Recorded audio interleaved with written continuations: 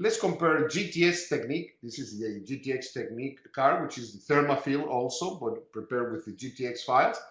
And we follow this according to manufacturer's instructions. This is the EndoSequence from Brasler, and clearly here says that if you prepare with a 25 file, you have to obturate with a 2506 to work in it.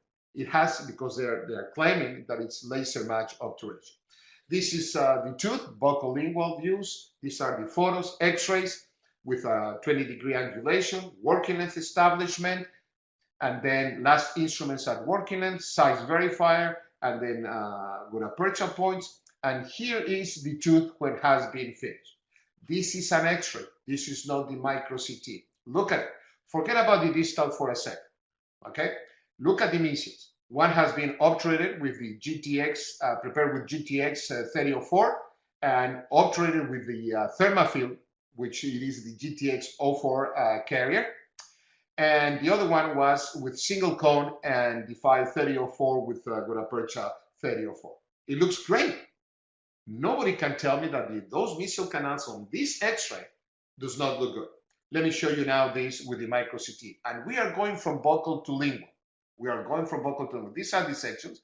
This is the GTX, and look at the adaptation of the good aperture point. 0 voids. There are no voids whatsoever. No voids whatsoever. Very good homogeneity. It's a constant field all the way to the terminus. We are going from buccal to lingual. Okay, and look what is happening here in this isthmus. How the good aperture and cement it's flowing. Now we're going from buccal to lingual, and we use the GTX obturator, which is the Thermilfil. It has a plastic core, and we can see here the sections. And now, my dear friends, here comes the EndoSequence with the single cone technique. You can see on the single cone, and then all the voids. This canal is full of voids, full of voids. And you're going to say, well, Sergio, look at the voids that are on the coronal portion. This is the buccal lingual. Let me show you the coronal apical progression. This is where the section is. Here you're going to see the single cone technique, okay? And here you see the core obturator. On the single cone, look at all the voids. This is the single cone, the cement, and all the voids, and 0 voids right here. 0 voids on the core obturator material, all the way to the apex. Now you're going to see a middle third canal appearing right here. That's another study that we did, but that's for a different day to talk about root canal cleaning and shaping.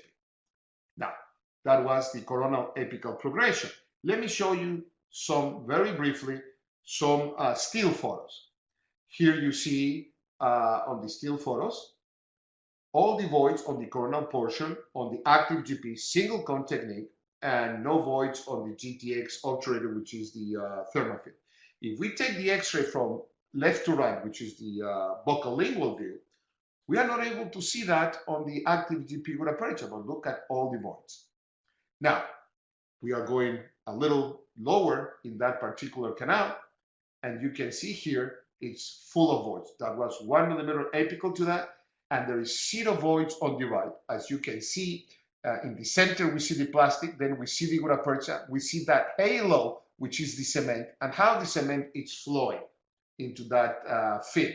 Here again, you have the active GP. We are going down millimeters, which is full of voids. That's the single cone.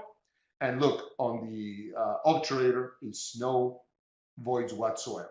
Now, we are going now, here will be the, the junction between middle and coronal. And look at the single cone, full of voids, no voids. Look at the core obturators, no voids there. And how the material is flowing from that canal. It's trying to fill that gap. And it's because the hydraulic forces of this type of obturation. Once again, let's go a little farther and fast on this. They are full of voids all the way until you get to the working end. Look at this giant void. And this is the junction between the apical and middle part of the canal, that big void. And then once you get into the apical area, in this technique, single cone, we were not able to see voids, but that was only on the apical area, 2 millimeters from working end. and this is the middle canal, as you can see in this section, but there were no voids at working it, or 3 millimeters from working it. And here you have, again, at the very apical area with no voids. And this is in a coronal apical progression.